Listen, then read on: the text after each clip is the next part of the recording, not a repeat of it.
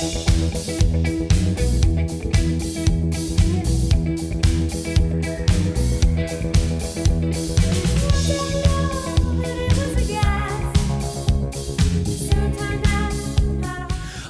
and gentlemen, welcome to Hero Movie Podcast, your greatest source for superhero movie discussion in the multiverse. I am your host, Adam Portrais, and I'm joined by Bruce Leslie. I'm a prickly pear, and so am I. And let me tell you, everybody, we are back for another edition of this show. And man, I tell you, Bruce, when we started HMP, and we'd kind of gone through a lot of stuff. We initially did Unbreakable, and it literally was, for those of you that have been supporters on Patreon, you know this, patreon.com/HMP.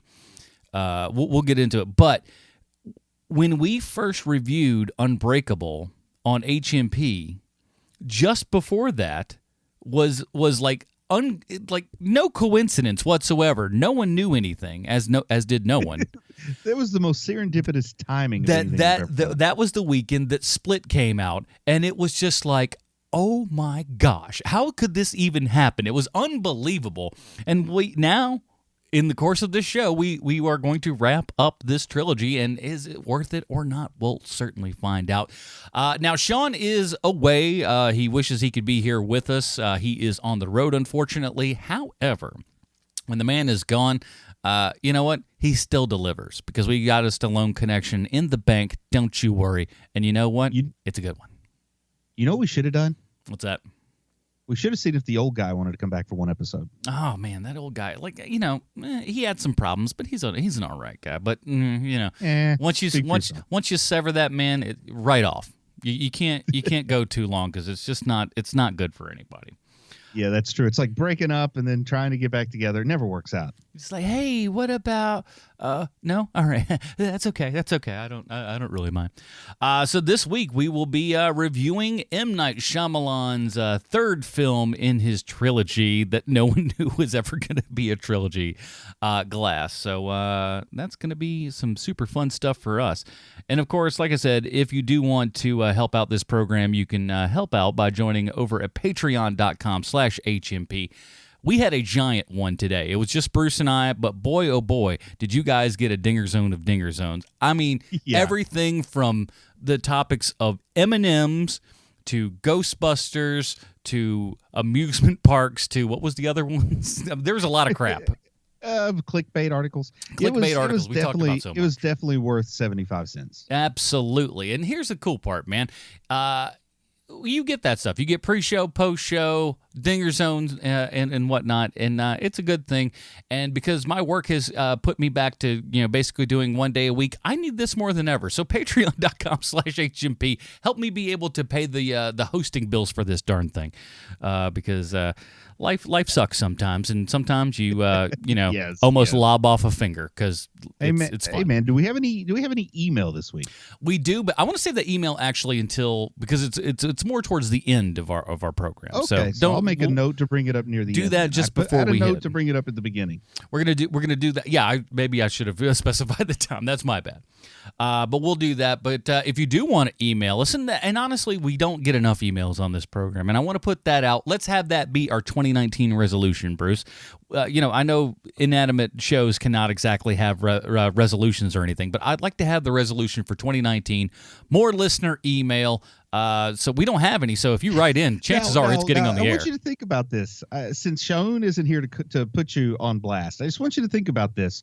What if one of your friends said his New Year's resolution was to get more emails? Like if a guy said, you know what I want for 2019? I want 2019 to be the year I get more emails. That's the most passive resolution a show could make. Hey, listen, we got a community of great listeners. There's people that follow the show over at Facebook.com. Listeners need to make the resolution to send more emails. It needs to be an active resolution. Oh, okay. You want to put the onus on them as opposed to us sitting back and that's a good point. No, I'll grant you. If we get no emails, does that make us failures at our resolution? I mean, I don't even know what to do about that. God, you're right. I didn't think this through at all. I didn't think this through at all. You're absolutely right. You know what your New Year's resolution ought to be? It ought to be writing to us at heromoviepodcast@gmail.com. Let us know what you thought of stuff, for heaven's sake. I mean, you know, we do this for you people. But speaking of doing it for you, you know what did it for me? Going to the movies this week and seeing a new film. Here is the trailer for Glass.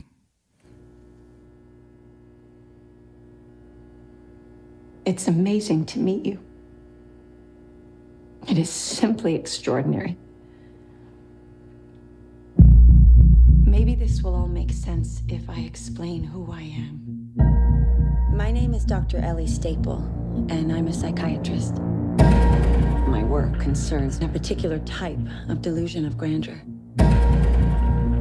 It's a growing field. I specialize in those individuals who believe they are superheroes.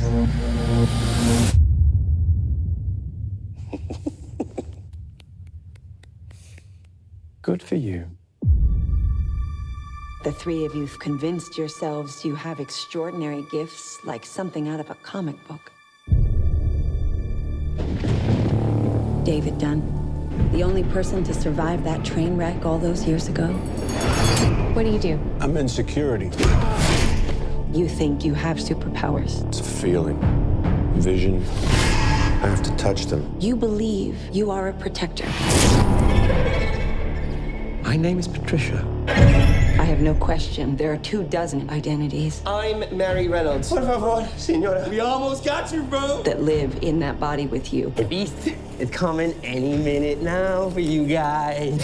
But what I am questioning is your belief that you are something more than human. And yet, it is true. My bones break easily. I've had 94 breaks in my life. But you have an extraordinary IQ. This is not a cartoon. This is the real world. No way. And yet, some of us still don't die with bullets. Some of us can still bend steel. I've been waiting for the world to see that we exist. May I meet the beast? I hope for your sake that he likes you. That sounds like the bad guys teaming up. A lot of people are going to die. Don't do this. Are you ready?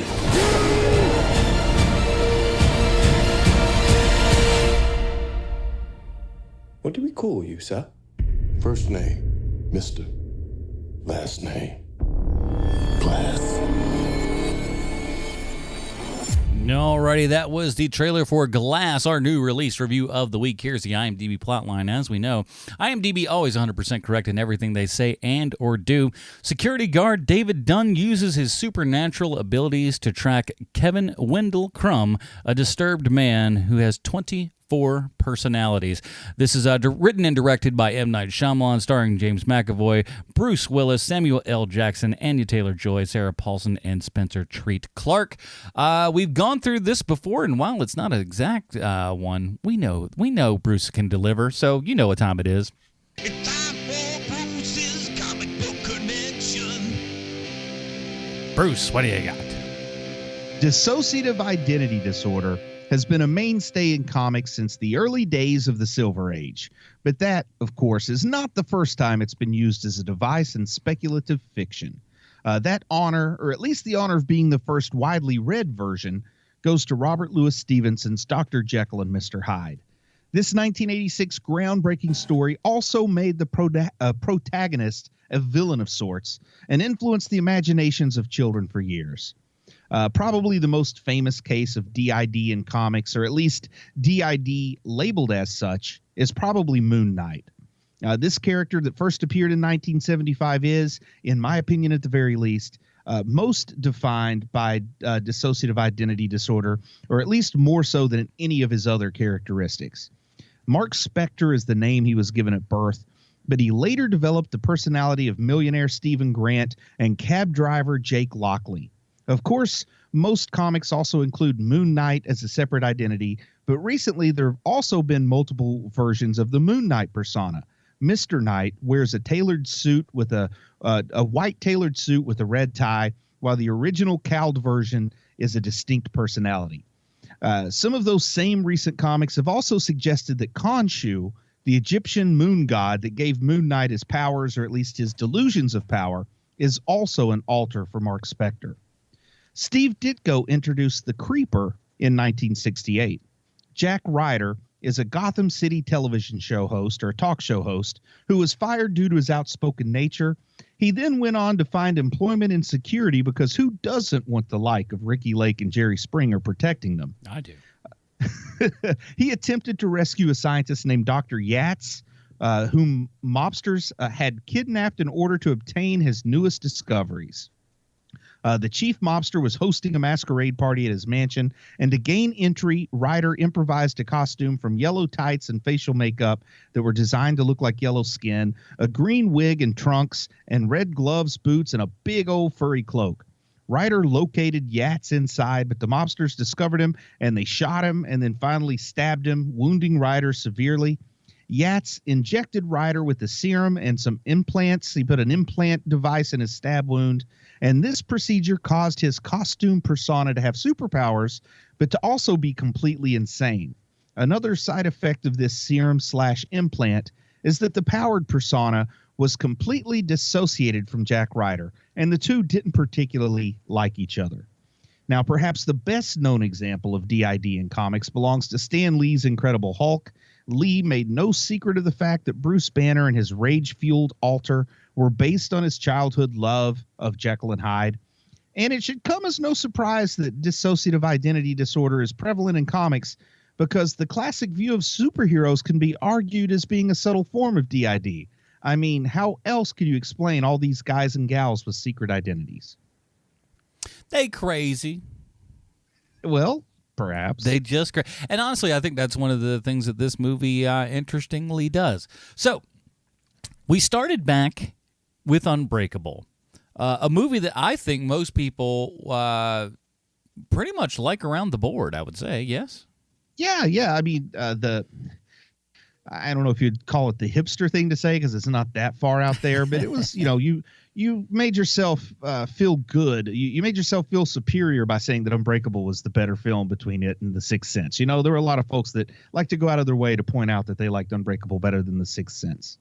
Yeah, but and this sounds like something a hipster would say, but yeah, I don't do it for that reason. I do it because I really believe it. Well, I say it because it's about comic books. It's an easy justification. You throw comic books into the mix, and I'm going to like it better. Honestly, I tell really people I'm not being pretentious. It's just it strikes my fancy. It and was also, so cool. I've never found this isn't about The Sixth Sense, but I never found it particularly rewatchable. And the very first time I watched it, I saw the twist coming like at the midpoint of the movie, and I think that dampened my enjoyment of it. For those of you that also listen to the Dinger Zone and pre-show, you'll know that this becomes a common occurrence with Bruce. Bruce is more of a hipster than he will ever let on. It's like, I didn't like, listen, I like this Lawrence of Arabia before it was cool, okay? Oh, yeah. All right, I don't want to do anything right. But Unbreakable, quite a successful film, and it really was one of those in the theater. I mean, and it was like, wait a minute, we've been watching a comic book movie the entire time. This is unbelievably cool. And really, who knew what was going to come after that? I mean, like, he had a long time, and then all of a sudden we get Glass. And no one knows from Glass until the end, and then the end. Split. You're talking about Split. That's Split what I meant. second. Split, rather. Excuse me. Yeah. And Split, and like it got to the end of Split, and it, no pun intended, split the audience, because half the audience was like, "Oh my gosh, I watched, just like Unbreakable, I watched a movie that I did not realize was the movie that I was watching." And my most memorable cinematic experience was the guy in the audience that said, "What's Kevin Costner doing there?" Fantastic. Yeah. And then you had the other group that was just like, I don't know what this is. I've never seen Unbreakable. I have no clue. They're like, and is it okay if I kind of run down the timeline for people? Please. So Unbreakable happened 15 years before Split. And that's real time in the movies, too. 15 years took place between Unbreakable and Split. Which, by the way, I really like real time and everything. It makes sense.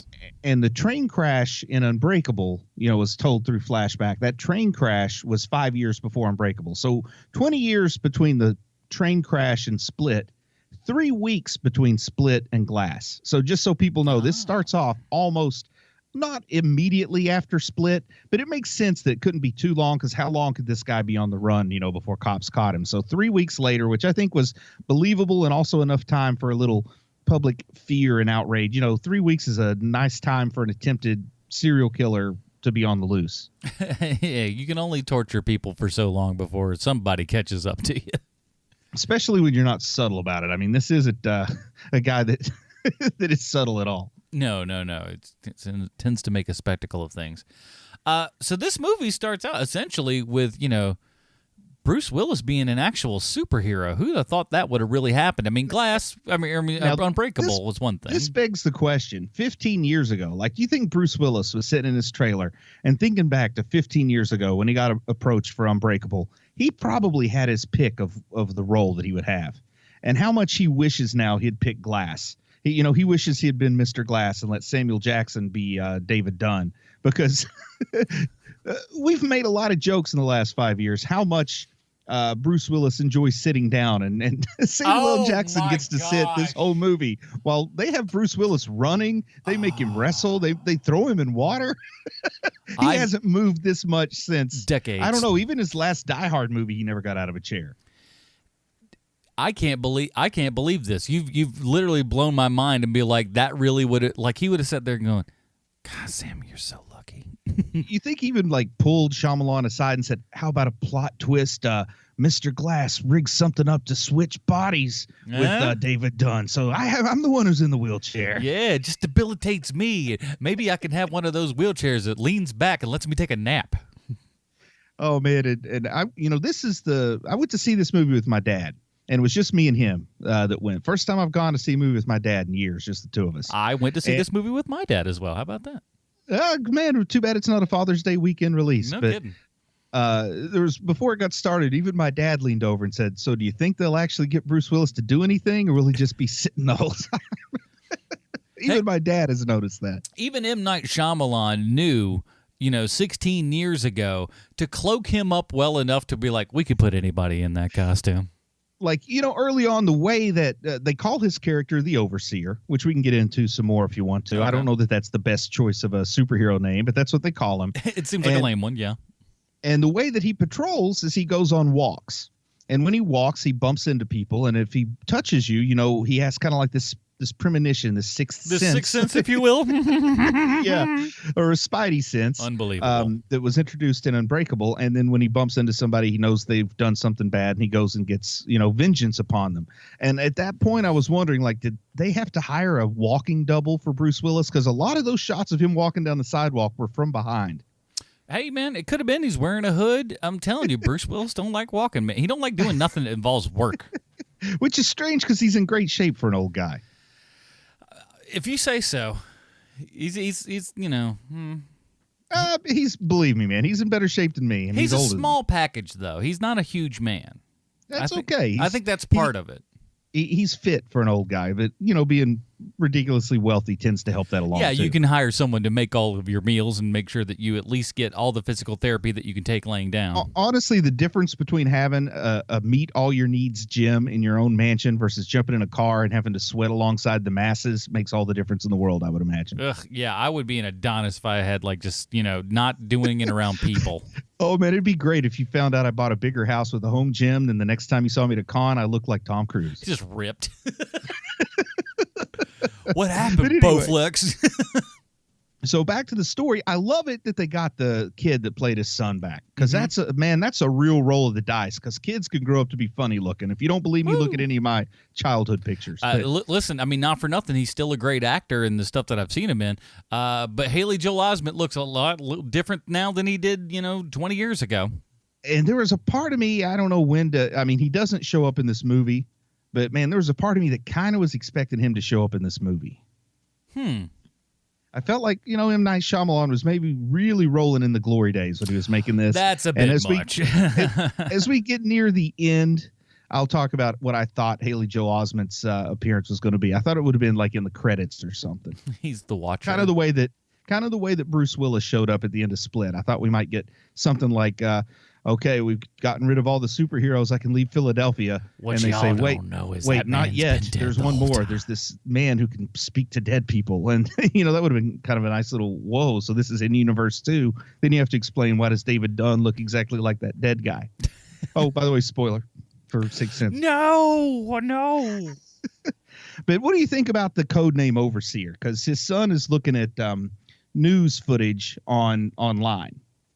It's a little weak sauce. It's because they even bandied about a couple of different names.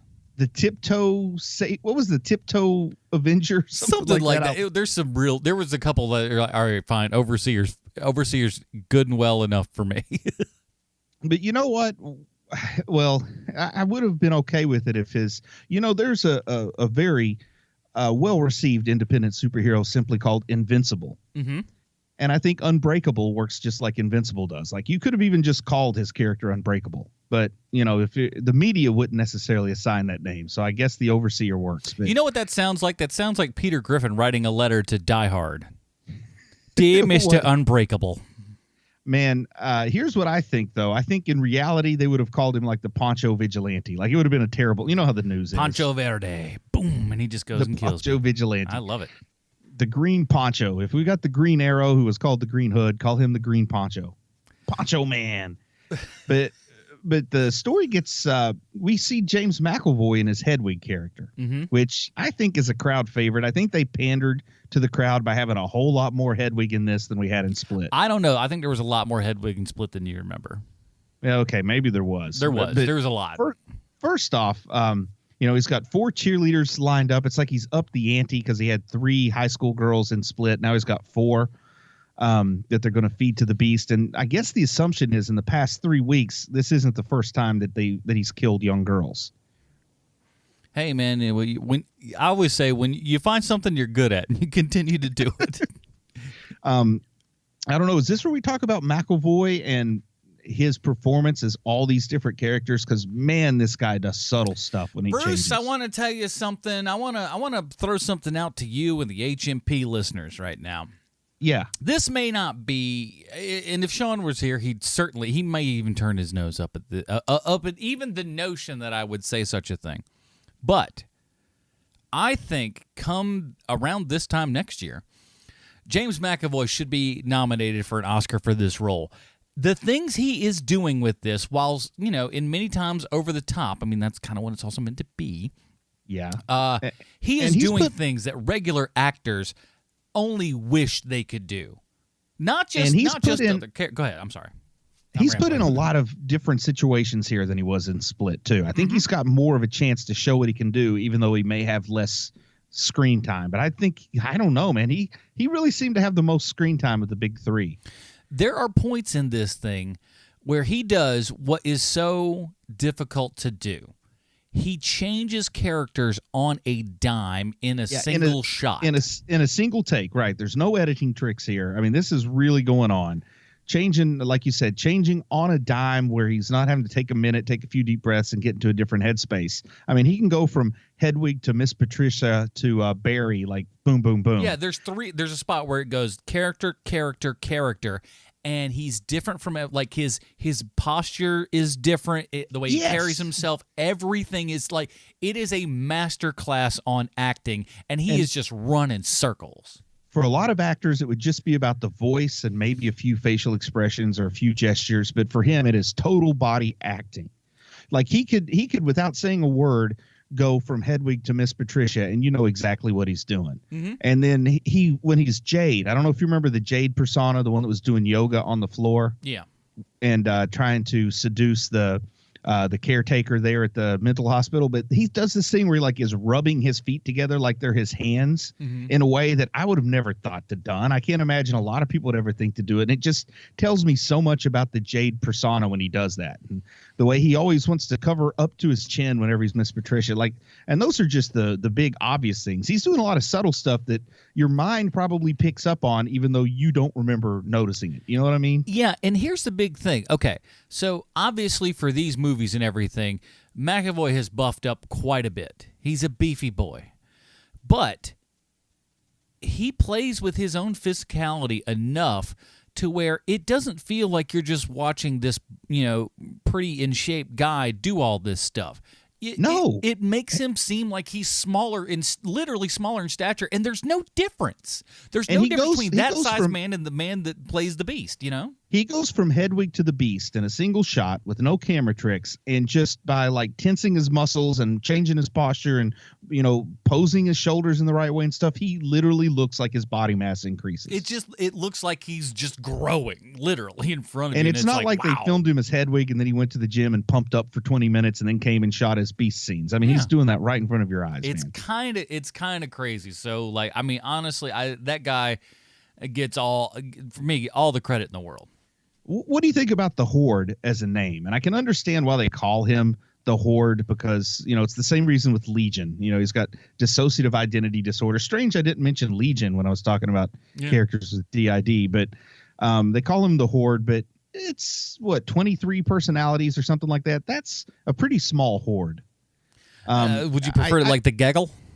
I would have preferred they just called him the Beast because you don't really care so much in.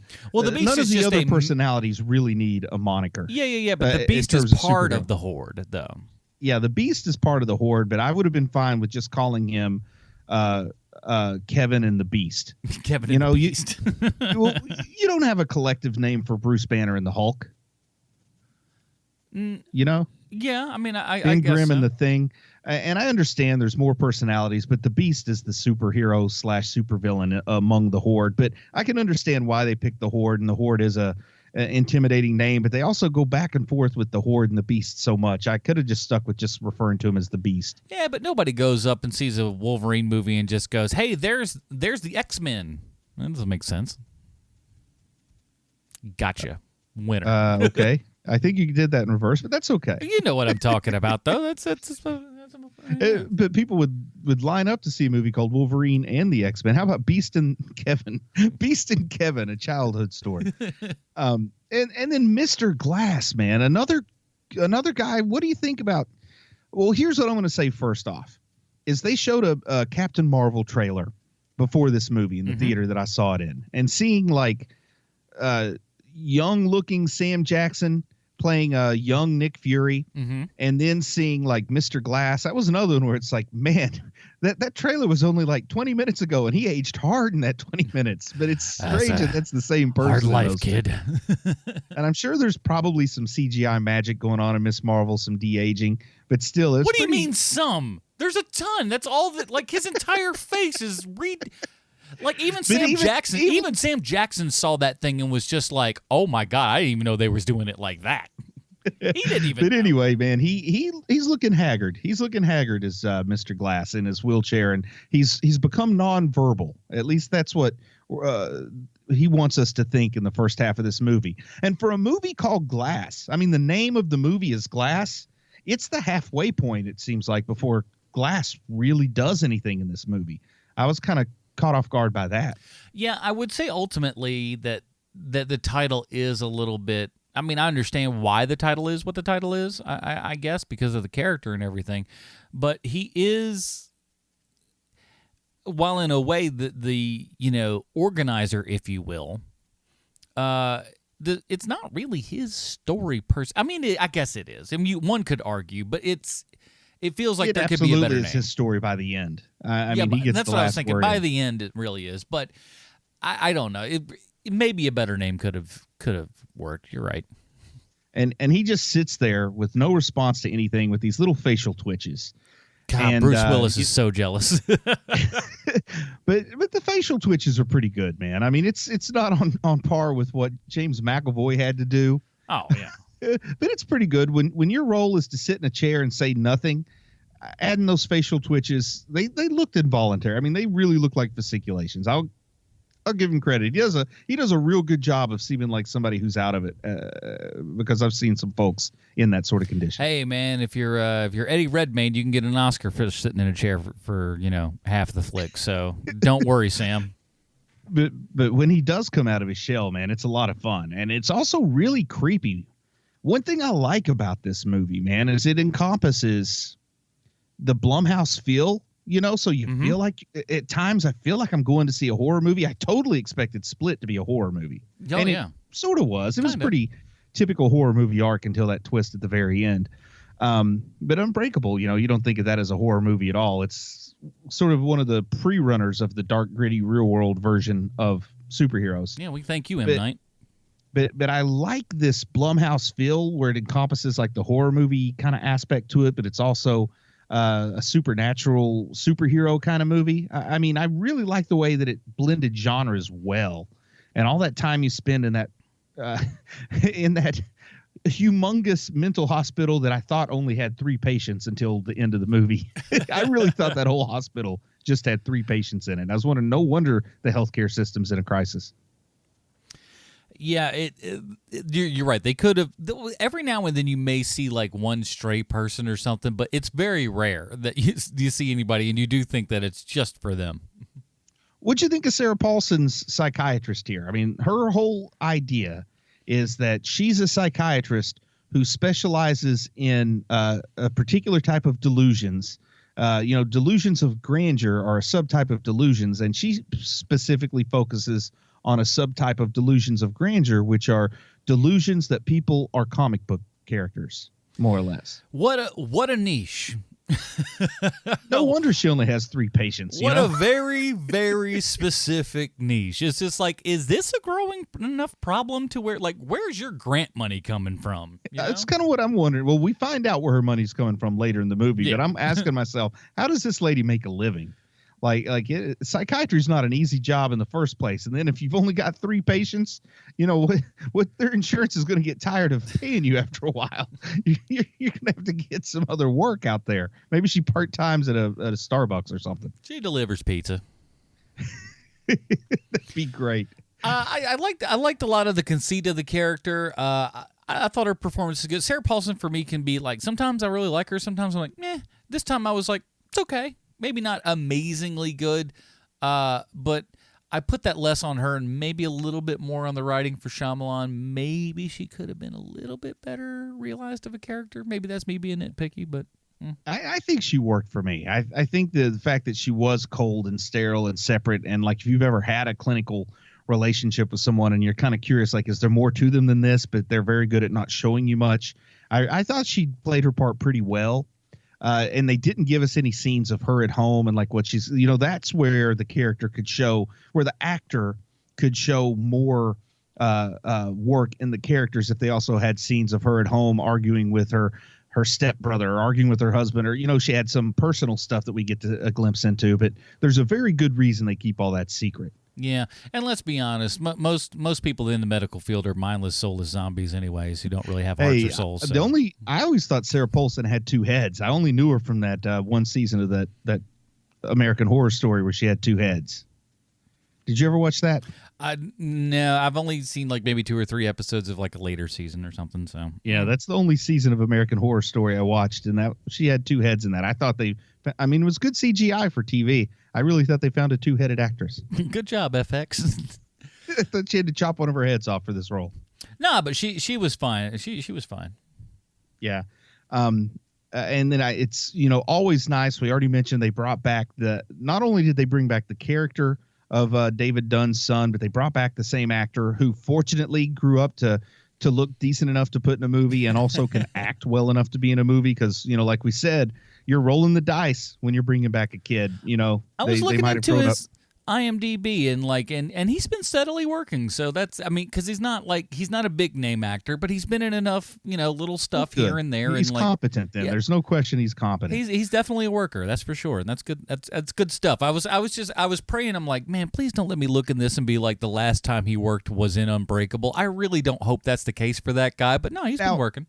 If you walked into a hospital and saw a guy sitting in a wheelchair with his face twitching that looked like Mr. Glass, would you think that there's any chance in heck his mom is still alive? And if she were still alive, would you imagine her to be as healthy and fit as Charlene Woodard is? Oh my gosh, this lady's lasting longer than Aunt May. I'm telling you, she's amazing that his mom is like a go-getter, man. She is a go-getter winner. I mean, what do you think Mr. Glass is in universe? This is 15 years since Unbreakable, and I got the idea he was probably getting close to 60 in universe then. So what, her son is 70 and she's still taking care of him? Oh my goodness, I didn't know I signed up for that kind of contract when I had a kid, she said. So, and she is only 4 years older than Sam Jackson. Thank you, Hollywood. So, but look, she looks fantastic. She really does. She looks good for her age, and Sam Jackson looks good for his age. I mean, really. Now, something that they introduced in this movie, and I don't know if they earned it, but I don't really care because I liked it. But they introduced the concept that like these flashes of light would force the Horde to change personalities. Mm-hmm. Now, what I mean by they didn't earn it is I can't think of anything in Split that suggested that was a possibility, which makes me think, if M. Night Shyamalan had thought this through as a trilogy, there would have at least been like one scene in Split where somebody took his picture with like the flash on the camera phone went off or something, and we saw the change. Or, when the lady, the lady that's from Preacher, what's her name? That actress that played the doctor in Split. Oh, shucks. Yeah, I know who you're talking about, though. Yeah. Like they could have maybe even had her when she's doing that Skype conference in Paris talk about how she experimented with strobe lights. Betty Buckley, is that right? Yeah, Betty Buckley. There you go. I pulled it out. I didn't even have to look it up. But I think if he thought this all the way through as a trilogy, that maybe there would have been something in Split that mentioned his weakness. Because there is, in Unbreakable, there is the idea that water is David Dunn's weakness. That gets introduced in Unbreakable 20 or 15 years ago. Mm-hmm. But they did not introduce this whole flash of light until this movie. So it felt like, what are we going to do? Like, we got to figure out some reason why he doesn't just break out. And then they cobbled something together. I don't think that he really had thought this through as Glass was going to come this soon after Split. And it would have been cool if, like, you kind of went like Rear Window style when he's breaking in there, but like instead of just blinding him, it just changes his personality every time as he's coming towards the thing. That'd have been neat. But anyway, so that I liked it because it gave McAvoy a chance to really showcase his performance here, and you did need some sort of conceit to keep him locked in his cage, but that was one that I felt like wasn't earned. I felt like if this is something that had been planned out properly and it was a big picture kind of story, he would have given us just a glimpse of a camera flash going off or something, showing us that it at least affected the Horde in Split. Yeah, but I can chalk that up to being like something around her research or something that makes that that thing viable, that we may have never have seen it before, but it's something that has been working on. And it follows the. To me, it's just one of those situations where if Lucas knew where Star Wars was going, he never would have had Luke and Leia kiss. That's you know true. What I mean? And I think it's just one of those where he's probably going to try to play it off as he always had a trilogy in mind, but I don't think he did, because he would have had to he would have thought about the light concept for the third movie by the time he was making the second, if that was really his plan. I think I agree with that. Yeah. And that's not a major drawback, just something I wanted to mention. But man, hooking up all the pressure hoses to spray down David Dunn with water, that's kind of, it seemed like overkill. Like, I think one good hose would have probably done the job if he thinks water's his weakness. The amount of work that had to be done to this room, and like, because these look like copper pipes. They're not even PVC. They're like copper pipes. They're all over the room to spread in there. You would have had to, like, so much to do. Yeah, they would have had to like for waterproof the entire room, make sure that nothing gets out. So if indeed it does need to fill up to the top, and do you have like a sump pump or something? What's getting the water into the? I'm confused. I'd love to know how the physics work. something that's probably tipping his hand a little bit. Like, this is probably a subtle cue that I should have picked up on. But her whole job is to convince these people that they don't really have superpowers, yet she is the one who put the water in there and the strobe lights in there, because she knows they really do have superpowers. Yeah, it's true. I mean, yeah, it would be interesting if indeed like that was her thing, is just also then feeding into the delusions of these characters. And I do have to say, that's something that I really liked about that. I thought that was a super cool move to have her just go like, no, this is all a bunch of BS. You don't have these powers. This is just a mental. And I thought it was a really cool thing that they could have, a track that they could have gone down.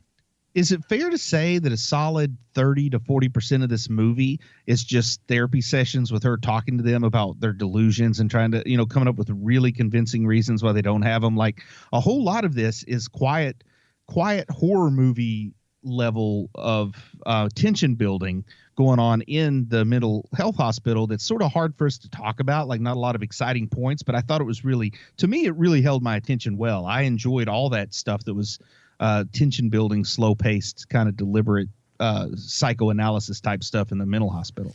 As do I. And I'll tell you why I think that works for people like us better than it does for some others, because this movie has, again, pardon the pun here, split the audience to some degree. Now, I think you and I can agree with this, and you tell me if I'm wrong. But when you read a comic book, the stuff that you take the most time with and everything is all the dialogue, is all the any descriptor boxes or anything else like that that's going through. You get to the action, and while you like the action, ultimately the action is not what you come to the comic for. You come to the comic for that story, And this movie, like the other M. Night Shyamalan Blumhouse movies, to give a little backstory here, M. Night Shyamalan was in director jail for a while.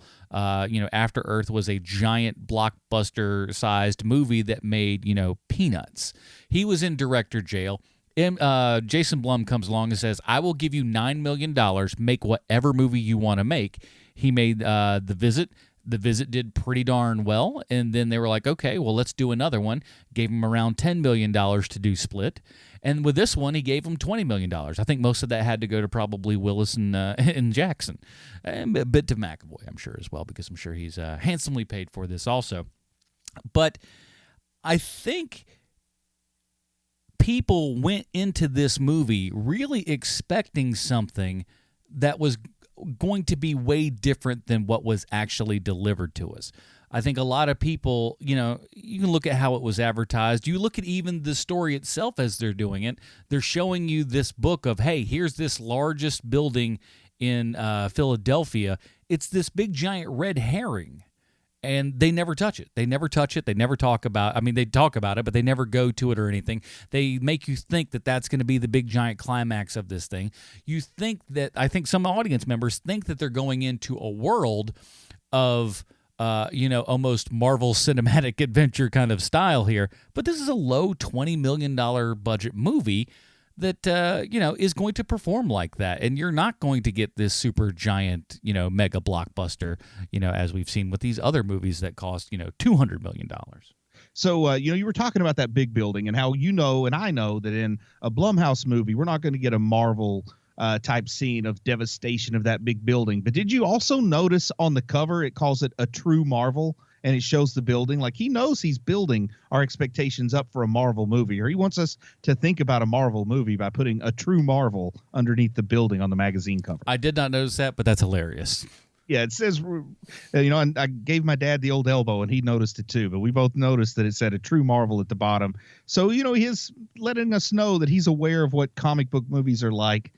So that's as much. And if you saw, like in the comic book store, if you looked over the bathroom, it said better than DC. Just above just before you flush.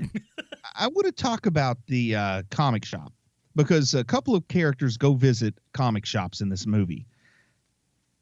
And I think that this is one of the best depictions of what a real comic shop really looks like. The one with the wood paneling, and some comics are with thumbtacks stuck up on the wall and stuff like that. Like, they really captured what an actual honest to goodness real life comic shop is like better than a lot of movies do. Some comic book shops, because there's a couple that are like really good ones, and then they're not all heroes are hard to find. I mean the bulk of comic book readers are going into these little shops that are the cheapest rent you can find. But I'm totally there's one that was it was like, I think Grand Slam was the name of it. It was just like, it was mostly like sports cards and stuff, but they did have like a decent sized comics selection and everything. But yeah, it all looked like this. And oh my goodness, man, when the character's name, the young girl, I can't remember her character's name. Oh, I'm blanking as well. Anya Joy Taylor's character, Anya Taylor-Joy. Casey. Casey. Okay, so Casey goes into the comic shop and she walks up to the guy who has a little bit of a gut.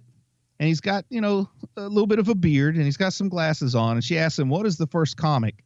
And then he starts to go into this description that made me wonder just a little bit if maybe M. Night Shyamalan's been spying on the way I talk to people sometimes. I mean, that really was the two characters in this movie that were the most Bruce Leslie-like characters were that guy at the comic shop who's way too enthusiastic to describe the history of the first comic book, and Mr. Glass, because I've got a lot of Mr. Glass, like a person who's so obsessed with comic books that he will manipulate the world to try to make them come true. That might be me too. And you've always considered yourself a Magneto type, so you could definitely fall down that glass hole. There's no problem about that whatsoever. What kind of hole was that? Glass hole. Okay, you good. Like that? But I do like the comic shop moments in this movie. Way better than in Unbreakable when they go into Mr. Glass's shop and it's this huge art gallery with like Jack Kirby original artwork that he's selling for $1,500, $15,000 maybe. That's just Jeb. Not many people can relate to that. That was my favorite. Jeb. How old is Jeb? 3. I love that. This is not a child's toy. Good day, sir.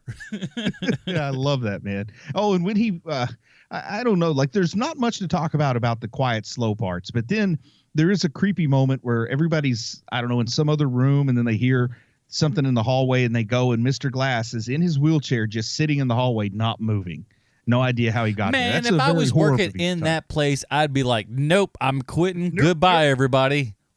And, that is a very Blumhouse type moment when the old man who can't talk or move is just sitting out in the middle of the hallway with his door open in his wheelchair. Who's practically comatose, and you're looking and it's like, how did he get...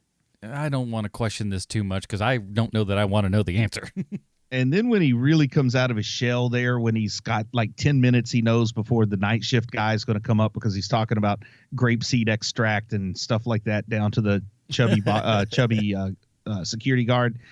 And he comes out and he's rolling around and he goes in and manages to talk to the Beast, or actually he talks to Miss Patricia, doesn't he? And it really comes out of his shell. And it's so amazing because I started thinking, is Mr. Glass going to be like all sedated and weird through this whole movie? And then boom, there's the Mr. Glass. He has his full facilities, yeah. And going in, working on the computer, putting some kind of weird source code in the computer. Then later, he's getting a laser lobotomy, but then we find out he is absolutely the comic book villain. He is the Kingpin, the Lex Luthor, the villain who is just a step ahead of everything you plan because he has stolen the lens from the laser, slits the nicest, like the nice guard got his throat slit instead of the creepy guard, which was sad. And then the whole thing starts unfolding. And I guess we can go ahead and kind of skip to the climax. I mean, was there a whole lot else other than how she pretty much had convinced David Dunn that he wasn't really a superhero with her therapy there? Yeah, she gave up on that rather quickly. It was just like, crap. She gave up the ghost real quick. Well, the big climax is a lot of fun because Samuel L. Jackson, Mr. Glass, Elijah Price, whatever you want to call him. I like to call him Glass since that's what the movie's called. He gets Beast to take him out of the hospital. Make sure that David Dunn knows Beast is taking him, or Horde is taking him out of the hospital by using the speaker because he wants this big showdown.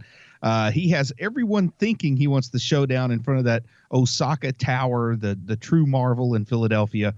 But the showdown ends up happening out in the front lawn of the mental hospital. And what'd you think about this for a big, considering the budgetary limitations? I thought this was a pretty good big fight at the end. Also trying to keep it a little bit grounded like it is in this Unbreakable world. Yeah. And And I want to know when James McAvoy like gallops across the grass. You know, there's one point where he goes down on all fours and runs like a leopard or something. Oh, Did he really do that? Like, that guy is amazing. Like can he really run like that if he wants to? Can I tell you something?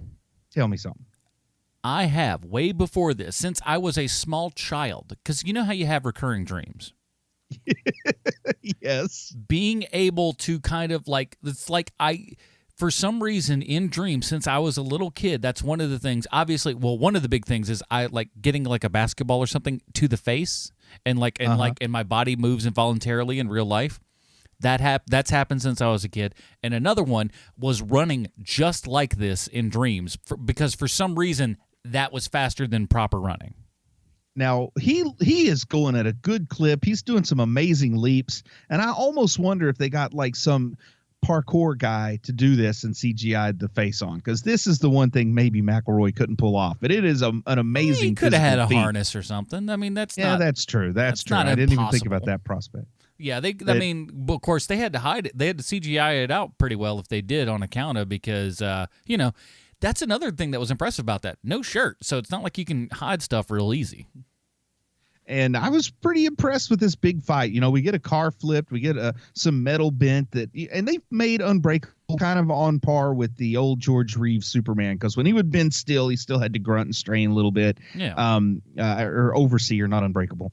But and this showdown is going kind of like what I'm expecting. He gets thrown in the water again, just like he did at the end of Unbreakable, and they're fighting underwater.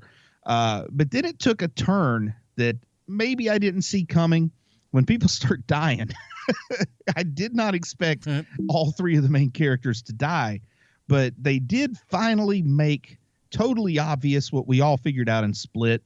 I mean, I know that you and I and Shaun and a lot of our savvy listeners put two and two together in Split and knew that the train that Kevin's father died on was the same train that David Dunn was on. Like, we kind of knew that, right? Yeah. But here they made it explicit, just in case there were any viewers who didn't get it when they watched Split. Like, I figured it out when I saw how Split ended, that must have been the same train. You know, I saw Split probably 3 times, and on the second viewing, I clearly knew that train had to be the David Dunn train. But David Dunn's son figures it out, and he lets the Horde in on the secret that, in fact, you know, Mr. Glass is who killed Kevin's father, and that's why they're in the situation they're in.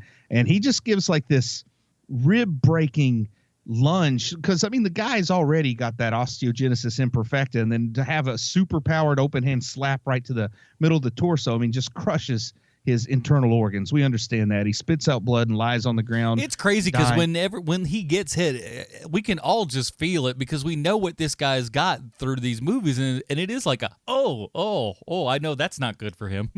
And then, like, the first SWAT team comes in, and they're no match for the Horde, but then they get like the second wave of SWAT team guys that are like in the armored cars with the sniper rifles, and the Horde gets a sniper shot to the abdomen and dies in Casey's arms.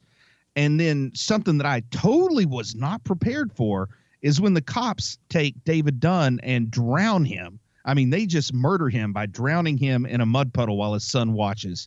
And we noticed when the sniper shot his rifle that he had the little tattoo of a shamrock, and this is almost post-climax. I mean, this is like so late in the movie. And they introduce this guy with a shamrock tattooed on his hand. And I thought, well, that's going to be something significant. And then the cops that are drowning Bruce Willis have a little shamrock tattooed on the wrist. And then the biggest reveal at the end is when Sarah Paulson pulls up her sleeve and she has that shamrock tattoo. And she tells David Dunn to hold her hand. And when he touches her, his sixth sense, if you'll suffer an old fool using that same pun yet again, shows him that she's part of some kind of secret organization. And she reveals that she believed all along that they were superheroes, and if she could have convinced them that they were delusional, they would have been allowed to live, but because they couldn't, they had to die. And that there's this secret society that's been around for like 1,000 years, like the Knights Templar or something, who are solely dedicated to killing off superheroes. And to me, I did not expect her to be part of a conspiracy at all. And I think that this was the return of the classic Shyamalan twist. Like, this was a twist I didn't see coming. This is something, you know, Shyamalan didn't want to be known as the twist guy, But I think this was a classic Shyamalan twist here.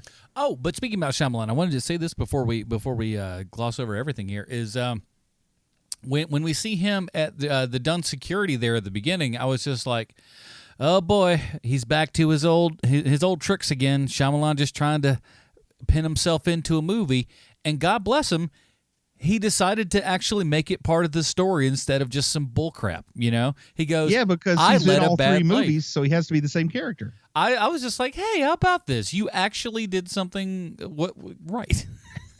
Because he was the psychiatrist in Split, lived in the apartment where I guess he was like the landlord or something, and he was her friend there. And then he mentions he's at Dunn to buy security cameras because someone who lived in his hotel room was murdered.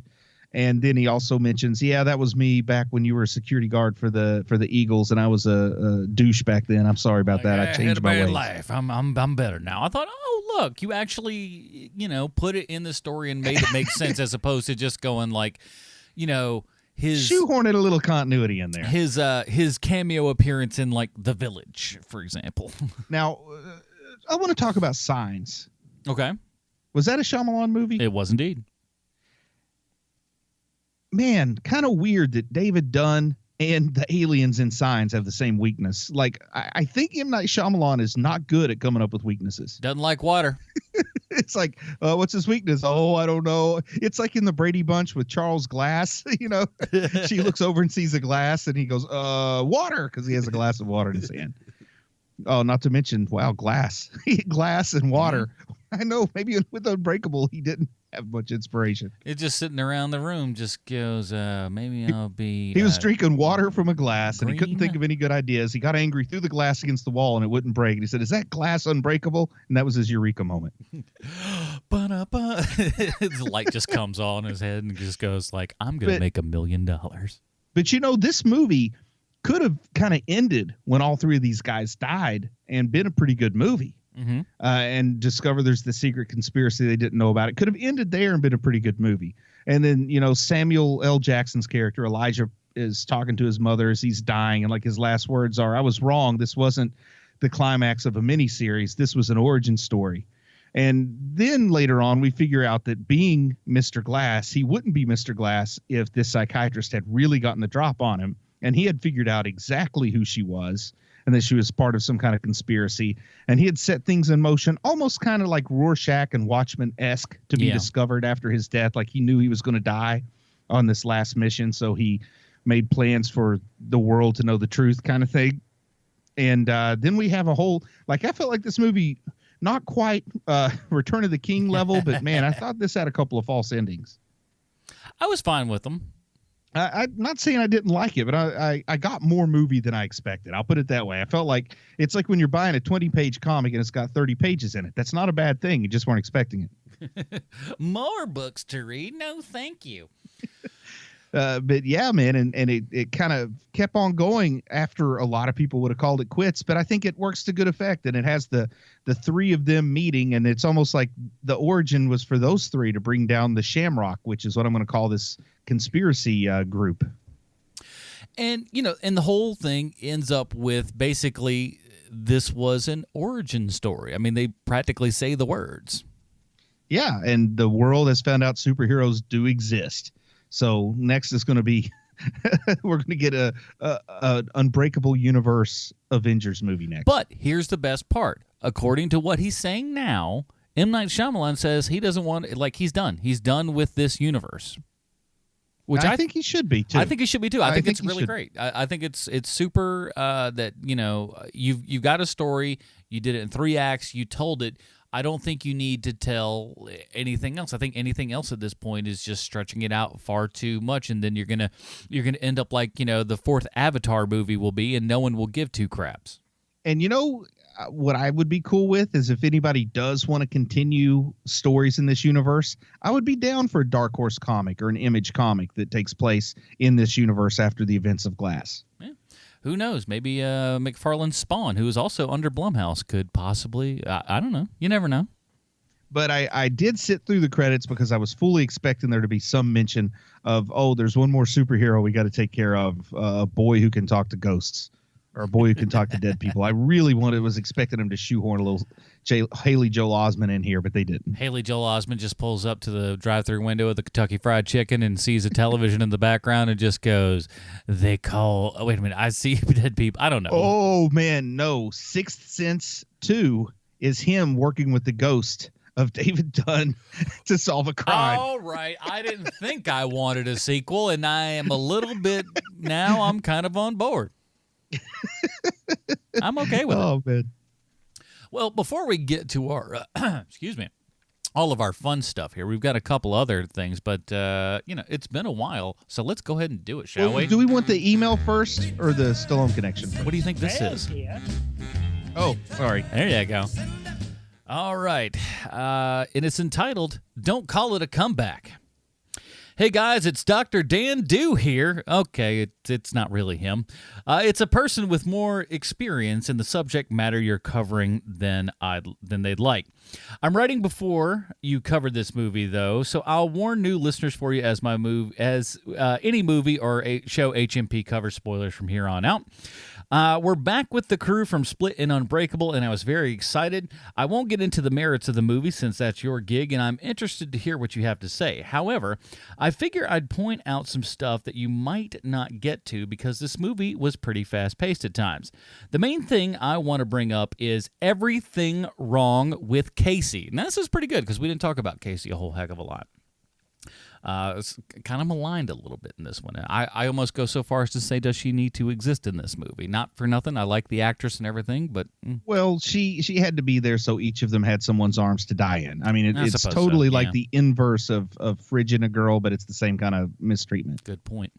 I don't know if you remember, but I wrote last time I was hoping that Casey wasn't going to be a villain because it would be the disabled people versus the abled white men, and that was a little too weird for me. But instead, we have an even weirder situation. Casey, who I'm glad got herself away from her uncle, somehow has done complete healing in a year or so and has no ill repercussions from over a decade of abuse from him and being psychologically tortured and abused by a serial killer who murdered 3 people, 2 of whom she already knew. Yet here she is, totally fine with sitting with her back out in the open at her foster home with tons of people around, and doesn't get startled from being hugged from behind. I nearly fell over at that. I wish it worked that way, but let's remember Casey was always good at surviving the horde. She knew abuse and did not know anything else. As The Good Place would say, what the fork? I've heard good things about that show. I've never seen it myself. Now, I get that every superpowered person apparently has to have their sidekick, but we also have her being Harley Quinn to the Joker without the intentional manipulation of the Joker to twist Harley into loving him. She is somehow completely enamored because she sees he is broken. I'm grateful that the movie didn't get into whether this was a romantic love or not, because high school girls plus James McAvoy equals not I'm okay. Sorry, but the romance was with Hedwig. He said as much. Hedwig said Casey was his girlfriend because he kissed her. That's true. Good point. But be the fact that Hedwig is 9 years old, eternally 9 years old, as we actually point out several times in this, still not good for a high school chick. Yeah. Either way, it's not good. James McAvoy's like 40. There's no way you draw this picture. Hedwig is like right. 9. There's nowhere in the middle here that's not like, you don't know. Cut it out. Boop, I lost my place here. At the same time, romance, yeah. Yes, at the same time, it's hinted, or maybe blatant, that she has a superpower all her own. The tropiest of Trope Town in Tropania, that she, a woman or girl, has the power to emit love from her hands and calm the evil out of a man. She can, quote, fix him. Apparently... In Marvel, they call those people empaths. That's very good. Apparently, codependency is a superpower. Who knew? Is the club going to take her down or kidnap her once she turns 16? That's when the foster system allows kids to age out voluntarily in Pennsylvania. To use her own takedown or to use her to take down other powered people. They clearly know that she's useful, but Dr. Staple makes no mention of her. That's what's her nose's character? Clark. What? Sarah Paulson. Sarah Paulson. I couldn't think of her name. I could see her face. I don't know if you were saying if it was Betty Buckley or Sarah Paulson, but it had to be one of those two. Yeah, it was Sarah Paulson. So is it that she doesn't have superpowers, but the love of a good woman can fix all mental problems? I had this gripe with A Beautiful Mind, for the record, and this is Adam talking. For the record, Jennifer Connelly could soothe all of my mind watching Battle Until Alita is in 2 weeks, everybody, so watch out. Shout out for teenagers who have to save themselves years of therapy, since I saw more than a few in the hospital trying to overcome this one. No. None of this is how any of this works. The Thor I see what you did there. That's smart. Now, I don't think anyone needs to hear about how the psychiatric hospitals don't work like that. Holy crap, really? I didn't even see mold on the food for the inpatients. Wish I was joking, but there's apparently a common thing and not just what I experienced. At least the first day of group therapy was about as comfortable as it was in real life. Adam, listen to Sean and Bruce about any wiseacre comments you're about to make. They're right and you're wrong. Well, that's not nice. Well, here's something I was thinking about, and I didn't know the right time to bring it up, but maybe this email is the perfect segue. But I was thinking, even as I was watching this, that this might be the last kind of mainstream movie we see where they can use mental illness as a plot device for a villain. You follow me? I think we're finally getting into an age where we understand that for years we have been, to even call a movie Psycho is probably not good. But and also like in comic books, recently they tried to deal with dissociative identity disorder very realistically when Jeff Lemire wrote Moon Knight. I think this might be the end of movies like this. I don't know that we're going to be, just like how if you watch Kiss Kiss Bang Bang and Val Kilmer refers to himself, he's a gay detective who refers to himself as a derogatory slur for a gay person that would not be in that movie if it was made today. You know what I'm talking about, Adam? Yeah. And sometimes and I feel like maybe that was one of the last movies that did that. And you watch movies and this isn't going to happen again. Like this movie will age and people will say, wow, I can't believe that was something that used to be such a common plot device. I don't think we can treat dissociative identity disorder like a circus act or superhero fodder. I think that this is probably one of the last movies that will be able to do this and not see a serious backlash. I'm a slight fighter with that. Obviously, I think a lot of people know my stance on things. And it's tough because while I absolutely agree with what you're saying, it's a whole nother discussion. I think it's a scary thing. I don't think that we should ever say that that's obviously applicable to everyone, but the thing that makes scary, like, quote unquote, the scary people scary in these particular situations is this person does not have the same sort of psyche that both you and I have, supposedly. Maybe you're a little bit crazier than I am, I think.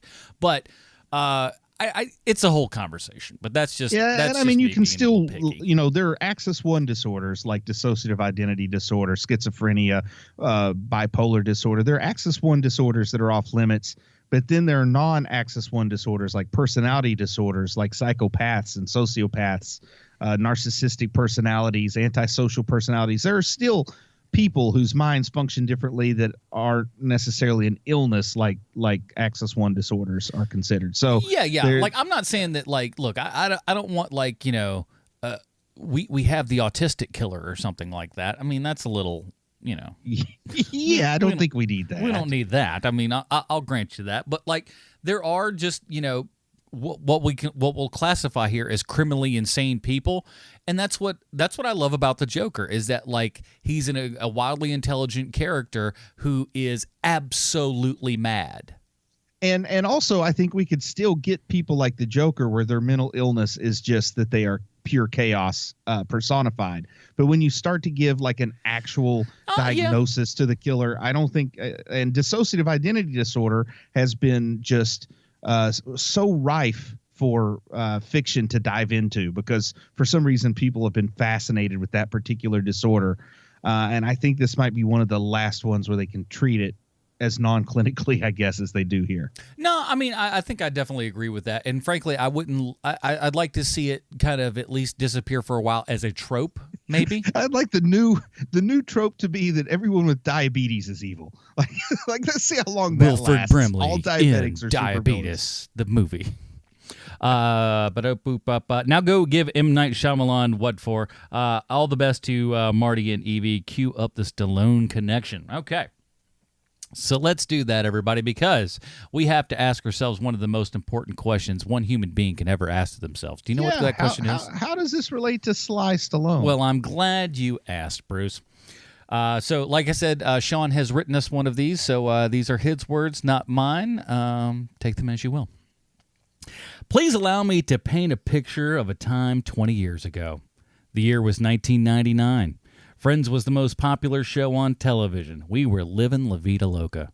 And The Matrix was the best movie any of us had seen. But there was also a small but surprisingly terrific movie called The Sixth Sense that came out that year. People were so bananas about it that M. Night Shyamalan was considered a young genius, and Hollywood gave him a blank check to write whatever movie he wanted. Shyamalan decided that he wanted to get into the Bruce Willis business, and they filmed the movie Unbreakable. The reason why 1999 is such an important year is because it was the last time that Bruce Willis cared. I don't know what happened to Bruce Willis to make him stop caring, but ever since 1999, he checked out. I'd like to make 3 points about post-1999 Bruce Willis, and these 3 points range from clever observation to vast media conspiracy. So grab some Seagram's wine coolers and your digital copy of The Return of Bruno, because here they are. Point 1. If acting in movies were the TV show The Office, Bruce Willis would be Stanley. He would rather be anywhere else. He barely tolerates everything that's happening around him, and I can only hope for Mr. Willis's sake that he has his own version of Free Pretzel Day. Also, like Stanley, there's something about Bruce Willis that I like, but it would have been better for everyone if he would have retired years ago. Point 2. There was a time when I would have argued this point. I would have said, what about Rian Johnson's Looper? Bruce Willis was great in that. No, he isn't. Having seen it recently, I can tell you that he does nothing. He does nothing. Joseph Gordon-Levitt does all the heavy lifting. He squints a lot. He spits on the ground a few times. In one scene, he even sits down with a defeated look on his face. But it was probably because someone off camera told him that while he's on set, he's not allowed to play the harmonica. Point number 3, I believe something happened to Bruce Willis years ago, and I think every major studio, news outlet, and broadcast journalist in the world is lying to us. I believe that sometime after 1999, Bruce Willis contracted polio and lost the use of his legs. It all adds up. I offer a plug nickel to any person that can name the last time they saw Bruce Willis attempt to walk at a brisk pace. The same way the media hid away Franklin Delano Roosevelt's handicap has been happening for 20 years, and I'm on to him. And this is not going to go away, and he's not going to get away with it anymore. Bruce Willis has polio. Bruce Willis also worked with Sylvester Stallone on The Expendables. There's your Stallone connection this week. Bruce Willis, I'm Sean Koufax. Thank you. Thank you, Sean, for writing that for us. So let's get down to it here at Hero Movie Podcast. We have our own patented Robin rating system. If you'd like to check that out, head on over to patreon.com/the Hero Movie Podcast and check it out, man. Bruce, where does... Glass. It's just a simple name. I almost forgot it. Yeah. Where does Glass fall on the HMP scale for you, sir? You know, despite some of the nitpicking that I agree with about maybe the mistreatment of mental health and some of those sensitive issues, just as a guy who likes movies, I really like this movie. I like this a lot. I don't get why the critics are hating on this. I think it was like 30-something% on Rotten Tomatoes. I don't get it. I'm not saying that it should be like a perfect movie or anything, but I don't get all the dislikes for it. For me, you know, I like the kind of first off, I knew exactly what I was getting. There was no surprise. I understand it's Blumhouse. I understand that it's Shyamalan. The tone totally met what I was expecting. The pacing totally met what you should be expecting if you've ever seen Unbreakable and Split. Yeah. But apparently some people were expecting a superhero fight fight it out all the way through movie. And real quick, I wanted to say, fantastic way of like integrating the other movies into there. Yes. It's just seamless, especially on the train there, going from that shot of his dad on the train over to the original shot of Bruce Willis. Love it so much. So I don't know why the critics aren't liking this at all. I mean, it should be above 50% easily. For me, it's a very strong Tim Drake, and I seriously considered a Grayson for this. I really, really like this movie. I'm going to answer your question here. Well, I'm not. Maybe not answer your question. I'm going to address your question. Your question of why this doesn't have a better rating and stuff in my kind of submission here as I wrap it up. I've said this on the Film Find for years, is that when you walk into a movie, your job as, someone who reviews a movie, or in this particular case, a movie goer, you're supposed to judge the movie that is shown to you. Okay, not the movie that you expected, not the movie that you thought it was going to be. You need, and it's a tough thing to do sometimes. It truly is to judge that movie on the merits of that movie and that movie alone. You can't go, well, I thought they should do this, or it would have been a better idea if they do this. That's not what we're asking. We're not asking how you would have fixed it, because first of all, if you would have been able to do it, you'd have done it. You didn't do it, so shut up. And not to say that, you can't say somebody did a bad job. Now, if you want to say objectively that you think this is a bad movie, that's A-okay with me. But I think there are some people out there who had something built up in their mind that did not come out on screen. They went into a $20 million movie thinking they were getting bare minimum an $80 million movie, and that's not what this movie is. It just isn't. But this movie is exactly what it wants to be, exactly what I believe that M. Night Shyamalan intended it to be. And on the basis of that and how this goes together, how this wraps this trilogy up in something that, he says now that he doesn't want to do any further. And boy, oh boy, do I hope that is the truth. And this movie only made $40 million this weekend, which is, double the budget of that. But they're looking at 100 million global. Well, so you're looking at, it's like 88. So like 88 million global. So he's doing just fine, but that's a Blum movie. That's how they work. You know what I'm saying? If this had been shot for $100 million, you'd be looking like, oh, I don't know about this. But it works for exactly what it is. I hope we get to see more M. Night Shyamalan, small movies and stuff like that, and he can build himself up again to be that great, once great director since Fallen, and now, working his way back up to the top of the ladder again. And I'm with you. I'm a Tim Drake on this. I thoroughly enjoyed it. Well, good, man. I was wondering if I saw a different movie than everybody else. I did not get why it was performing so poorly with the critics. Yeah, I think it's just people. I think critics don't even know how to do their own bloody jobs. That sounds ridiculous. Also, I wonder, if you're a critic and you didn't like Unbreakable and Split, you shouldn't have to review this movie. You know what I mean? I don't know. You can't be surprised by the movie that you're getting if you've seen the two movies leading up to it. Yeah, and it's not that different from those films. And if you like those films, the reason that you didn't like this film is because your expectations were in a place where they ought not be. All right, everybody, that is this week's review and everything. Next week, like I said, the people that support us over at patreon.com/HMP, not only do they get pre-show, post-show, the Dinger Zone episode, which, like I said, this week's like 40 minutes long. It's great. And but you also get to vote no matter what your level. You get to vote every single month on the movies that we end up watching. And here were the choices that we had. We had Lois and Clark, Human Target, the Wonder Woman television show, and but this one won out, and this was the one we were hoping for. And if you listen to the post show and stuff, you knew that this is kind of what we wanted to do anyways, because man, it looks good. I think we talked him into it, but I think it's going to be well worth it. Legend of the Superheroes from 1979. I've watched a little bit of this, Bruce. Holy moly, we are in for a time. Oh, I'm all too familiar with it. Oh, I mean, okay. All I'm saying, people, now it's available on the DC Universe. Yep. Is that what DC it's called? Universe? Did I do it right this time? Yep. All right. DC Universe streaming app. DC Universe streaming app. It's available right there. There's 2 episodes of it, and the second episode, everybody, is a superhero roast with Ed McMahon. If you need more information than that, I don't know what's wrong with you. You know what I'm saying? That should sell you enough on it right there. So we'll be covering that next week. boy, oh boy, am I excited. Thank you, Patreon supporters. And if you would like to be one of those Patreon supporters, help support this show and my smashed finger, go over to patreon.com/HMP today, and we'd really, really appreciate that. In the meantime, Bruce, where can we find more of your work on the internet? Folks, need to go check out Chubby Wizard. You know, it's another podcast I do. Chubby Wizard. You can find it at chubbywizard.com or on wherever you find this podcast. Look for Chubby Wizard. Our last episode, we just gave out the Chubby Awards. We gave out our Chubbies for 2018 to the bests in comic books, best writer, artist, etc., etc. Etc. That was my best Hedwig. Etc.